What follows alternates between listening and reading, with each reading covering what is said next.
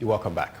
Now, we're very honored this afternoon. A distinguished guest joins us. Dr. Sam Ankrah has announced his intention to run for president in next year's general election. Now, Dr. Ankrah is not a novice in the public space. He's an investment banker, a global business strategist, and development economist, as well as the founder and president of the Africa Investment Group. Now, he was also voted among the top 50 personalities on the African continent for their effort in driving investment towards Africa. During this candid discussion, we're going to explore the pressing challenges facing our nation and how Dr. Ankrah believes that his unique approach and leadership can address them, from economic development to healthcare to education to foreign policy.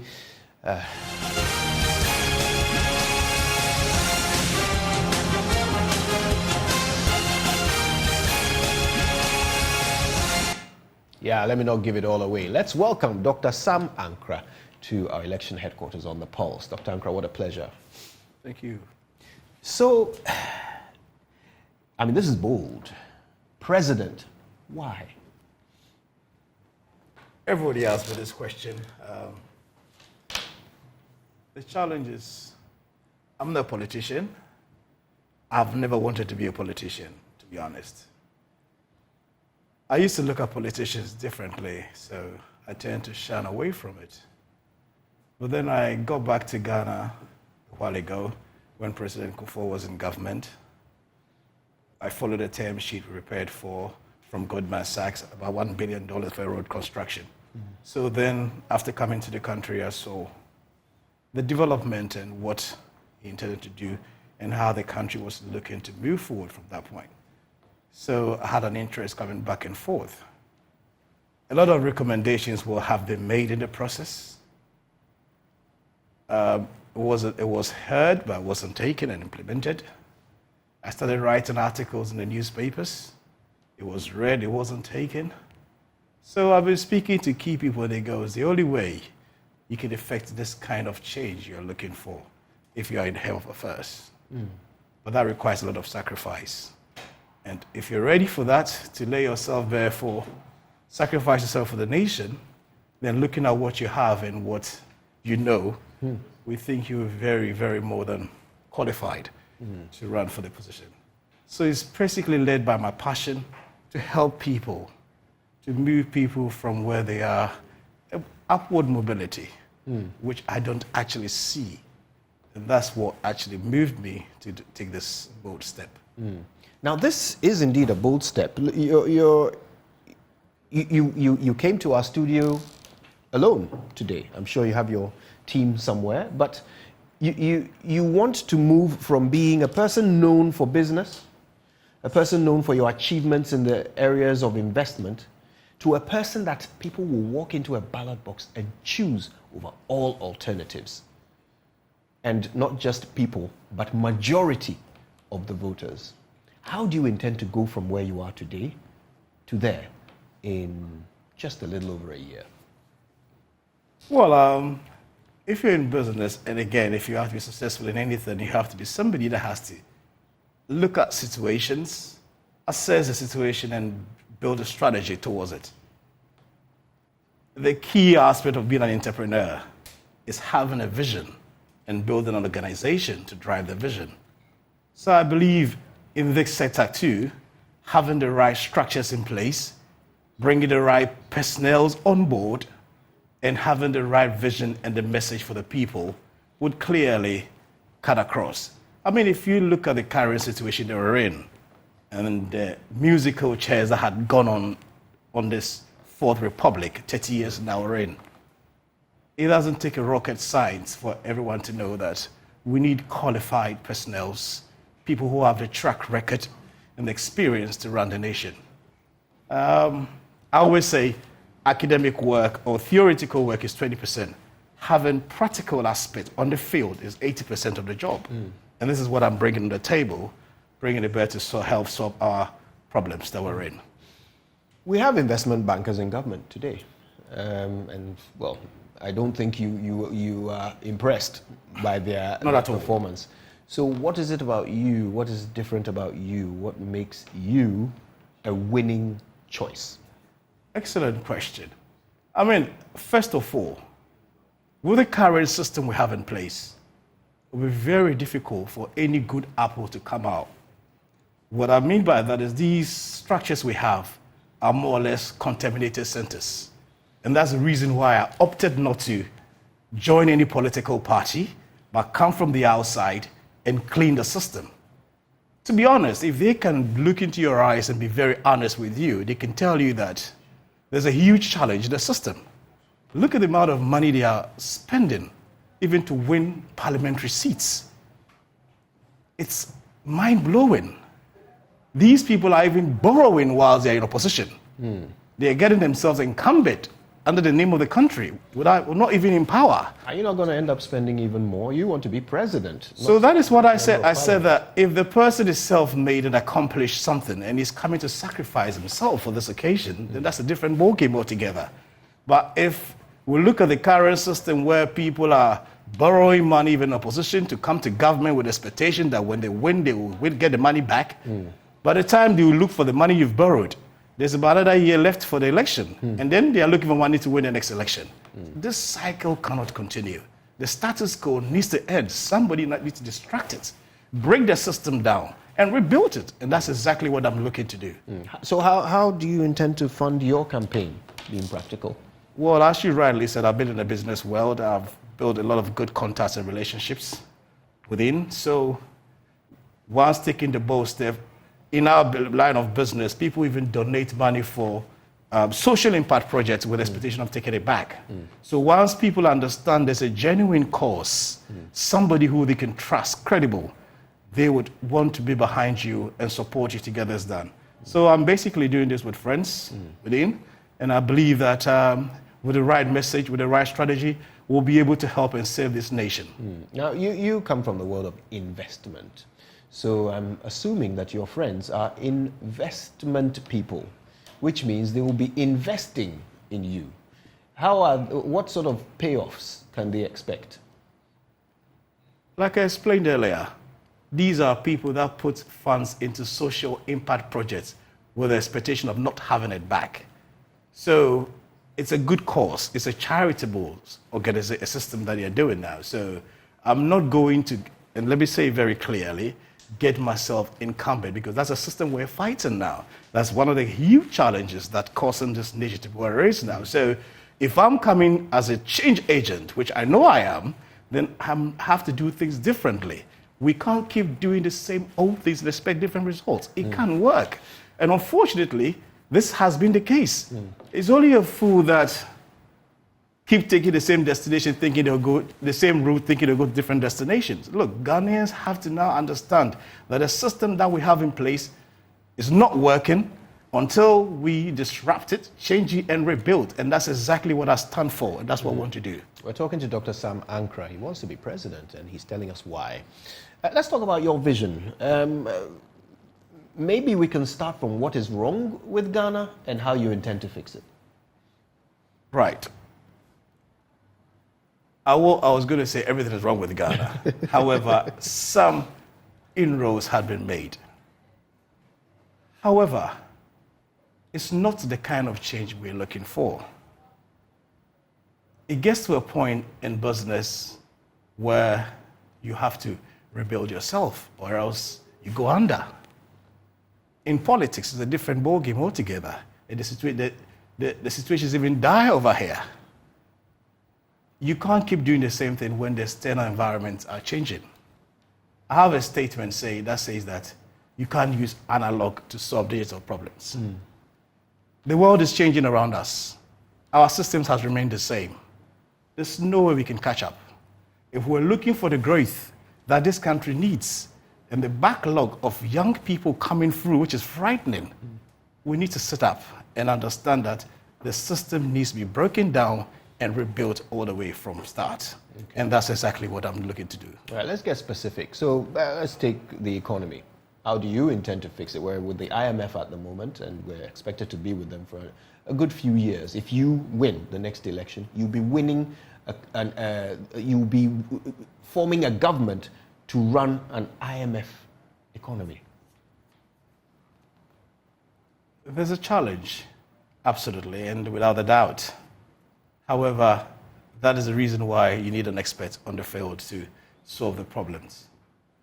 As we're sitting here, let me give you, for instance, an example.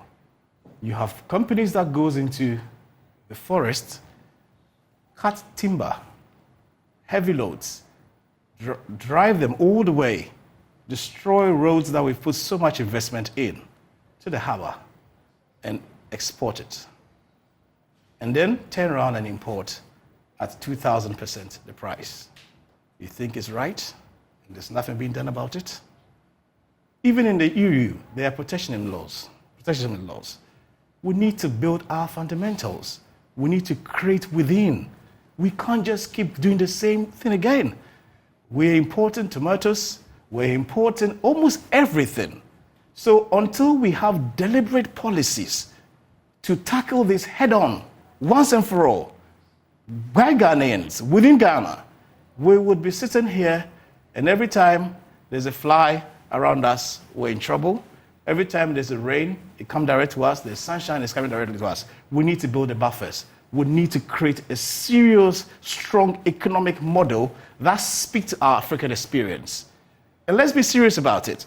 And fortunately for us, we have the AFTA, which now gives us a much more bigger market. Let's start looking and creating wealth within, rather than always looking externally for help. As far as the IMF situation is concerned, I mean, the country has been committed. We will look at how we would lessen the front end and backload it, but build serious policies that would help us to generate and build economy within, rather than relying on the external. I'm sure even as you explained this, you could hear how familiar it sounds. You're not the first person to identify these problems. Why should anyone believe that Dr. Sam Ankrah is the one person who will actually be able to do something about a problem we all recognize? Like I said to you, we have a system that ties our leaders even before they take government.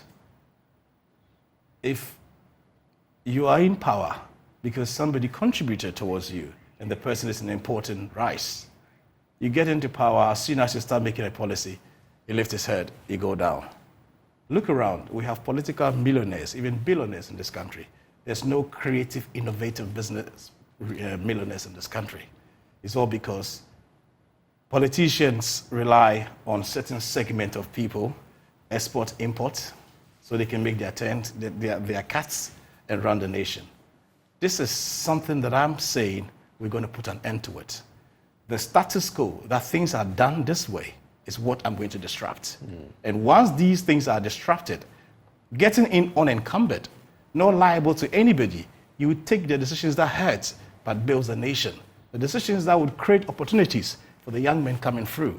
This is what we're not having. There's a lot of talk, but there's no execution. Why? Because people's hands are tied and they're not honest about it. If they can be genuinely honest with you, they can look at your eyes and tell them, look, there's a problem. Because you rightly said, they know the problems, they know the challenges, but the execution, the implementation is where they get short because they find themselves wanting. So what I'm hearing is a leaning towards protectionism. It would appear that you are quite keen on ensuring that we protect our natural resources. Things are done by Ghanaians, with Ghanaians, the money stays in Ghana. Is that your general approach to managing the economy? Well, it's not 100% protectionism, but some element of it, because we need that to grow the economy. If everything comes in and out, then again, we fall back to the same old situation. I mean, let me tell you an example, give you a typical example. After the Second World War, Norway was a very, very poor country. They were just fishermen and farmers with nothing. Years down the line, Norway is one of the world's richest countries. What happened?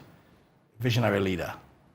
When they found oil, similar to what Ghana found, they told the Brits and the Americans, we are not going to allow you to come and take the resources and give us royalty as you're doing. What we require from you is to train, develop our people, give us a skill.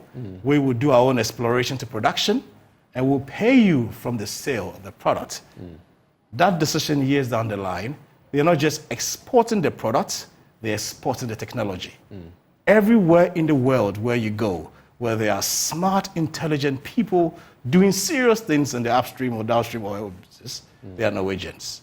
And why did that happen? A leader thought through and developed a product that can suit his market. Why are we not doing the same? Isn't it too late for us to do the same? We've already struck the deals. People are already drilling the oil. We're already taking a 10% royalty or whatever peanuts we agreed to. Isn't it too late? It's never too late. If you still look at the Ghana map, where we have our minerals, I think my colleague, Professor Kwame Ado, has designed a map which shows there are a lot of resources still available in the country. Let's be wise. Let's start looking at it critically. What has gone is gone, but what is remaining needs to be guarded to create opportunity for these young people. Right. The amount of young men I see in the streets of Accra, the amount of graduates who have nothing to do is frightening. Let's be serious as a country for once and start addressing these timing bombs, these issues. Let's talk about health. You are seeking the votes of men, women, and children in remote areas of our nation who are dying on the way to the hospital because it's too far away from where they live. There are far too few healthcare facilities and even fewer healthcare professionals to take care of the not so big population of Ghana. What's your solution? Pretty simple. There are serious challenges that need to be addressed in the health sector, without a doubt. If you look around, there are many flows of Ghanaian health workers leaving the shores of the country. Why is it so? Because the economic situation is not favorable. I think the number one way of addressing this issue is creating a conducive environment where we maintain our brains. Because once we are draining our brains, we'll keep having these issues. And if people are well incentivized, there's no need for them to go. Home is home. So we need to first address the issue where there's not enough labor. First of all, if we look at resources. Once you have the labor, you have committed people who are motivated. It doesn't even matter the environment. They are able to provide health solutions at exactly where it is. But don't we have trained healthcare professionals who are stuck at home, not able to get jobs? Well, it goes back to exactly what I just said. Resources are not distributed evenly enough to accommodate these people. So although some of them may even be locally present, there's still not enough resources, i.e. pay them to be there.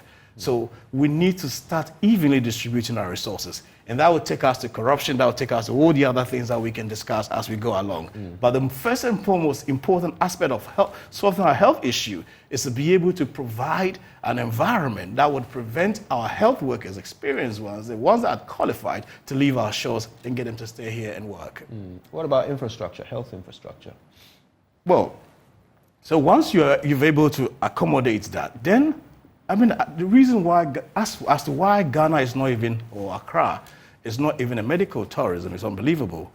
I personally believe there has to be deliberate drive to bring in the private sector to run the up-end medical system and leave the low-end medical system to run by government. By so doing, you free the funds available to be able to look after these remote areas. Is that not what's happening anyway? And there are lots of private hospitals in Accra, in Ghana. Well, I honestly speaking, I only see one very good private hospital, and I don't see many, because the environment, even in business, there's no enabling environment. There has to be deliberate policy to attract these kind of investments. If you're not doing it, people are not going to put their money in. So create the enabling environment, give the people the opportunity to come in, and once that happens, you free your funds to be able to address the remote areas, and then leave the high-end people that can afford to pay and go to the top-end hospitals. How many Ghanaians fly out to South Africa? How many Ghanaians fly out to England and to US for medical services? Clearly, if there's decent ones created locally, these people are going to patronize. And then that frees the government the room to be able to address the most pressing ones, as our family members who are in the remote part of the country. Education, what's the Sam Ankrah solution? I personally believe strong, high-quality education is crucial for the survival of this nation. No half-heartedness. At the moment, we've gotten ourselves into this situation where everything is free in the secondary cycle and it's not producing the quality, and that's scary. Would you change that? I think it needs to be reviewed. How? In what way? I believe that certain schools has to be privatized for top-end people to pay and go, and then government can raise money from there to be able to use for schools, day schools, not boarding schools, for people in local communities. How will government raise money from a privatized school? If for instance, if you float, say, Adisador College, if you float, say, what they call it, Fansipin, for old boys to purchase, that's raising money. Right. So once you are able to privatize these high-end schools, because which part of the world did you go? Did you go to boarding school for free? So if we privatize these boarding schools, whether partly or fully, we're able to raise money, build local schools for free in local communities for the people that can afford to go. And even that, you are going to get higher quality education, because giving free education, which is of no value, is more than not even given at all. So let's address the issue of quality. And how do we address the issue of quality? It's having serious investments into education. And how do we get serious investment into education? We can't keep borrowing. So what do? Privatize some of these ones, raise money for it. And this is a skill that I bring on the table as an investment banker, as a businessman. Now, before the poor eat the rich, how are you going to get them jobs? How are we going to get jobs? Again, it's a policy which hasn't been implemented, which I find wanton. How many architects do we have? How many accountants do we have? So we need to start building apprenticeship. Let's stop this YouTube, you boys, all this NAPCOP, camping boys into camps and thinking you give them a skill that they can go out there and work. It's a fallacy. What I believe in is apprenticeship, qualified personnel. If you come and you're an architect, we'll put about 10 architects behind you, train and develop them. Government pay the salaries. That gives you the cash flow to run your business. 5 years or whatever years, they are out. They've also set themselves up. You pump apprentice to them. By so doing, you are permutating. And most of these guys are getting into employment. You are helping the person that is qualified to run his business, because government is paying salary, so he's having personnel to work for free, more or less, so that he can engineer his energies into other creativity ventures. You do that, you are giving skill to people, real skills to people. But to say, we're going to put kids somewhere 8 months or 7 months for a training program, which we don't even know what it is, and they come out, they should find a job, is a fallacy. Let's start building apprenticeship. Barbering shop, power people in there. Hairdressing shop, power people in there. Nails technicians, every aspect. Government have to develop policy to pay at least for these people for a period. And then once they also graduate, they set up, and it keeps permutating. That will create a lot of opportunities, first of all, to start with. Then you can look at the other aspect of it, creating deliberate policies that would attract business and investors to do business. I mean, we can't keep talking about one district, one F. All these slogans when there's no real, tangible, deliberate policies on the ground to help people. Have you even tried registering a piece of land in Ghana before? Yeah, difficult. And if you go to the bank, what's the first thing they ask? Collateral. So if it's going to take me 20 years to register my land to get a title, and the bank is seeking for my title, that means I've failed. Besides, the banks are not even capitalized enough to be able to fund this project. These are areas we need to start looking at. Look at how the GATT fund these 4 banks. Similar setups. Fund so that the banks will be well capitalized. Then they can start looking at programs to fund. And again, create the environment where it will not be difficult to get the documents or the necessary approvals to get these things done. It's difficult at the moment. The business environment is not conducive enough. Create enabling environment. It's not just talk. These are practical things that needs to be done. Another area where it seems everybody knows the solution, but nobody wants to implement them: agriculture. Again, our agriculture is outmoded. I'll go back again. You cannot solve digital problems with analog solutions. We can't attract, as it sits now, you cannot attract funding into it. First of all, there's land tenure issues and also rudiment style of farming and also no technology. Look at Israel, how they've advanced. So go to Israel, bring the experts to bring their technology, solve the land issues. The funding will chase it. These are basic things, as easy as it is, and yet it's not been done. But we need to take practical steps. Like I said, bring the technology, put the enabling environment in place, and the funding will chase these projects. It's as simple as that. Is there a risk to employment numbers in the agriculture sector the more we infuse technology and mechanization? Absolutely not. In fact, research even shows that the more advanced technological ways, the more people you employ, the more hands you get on these farms. So clearly, it's even going to create more skilled labor instead of just using the hoe and the axe and the cutlasses to be cutting and expecting us to have productivity. Let's be serious. Let's address issues head on.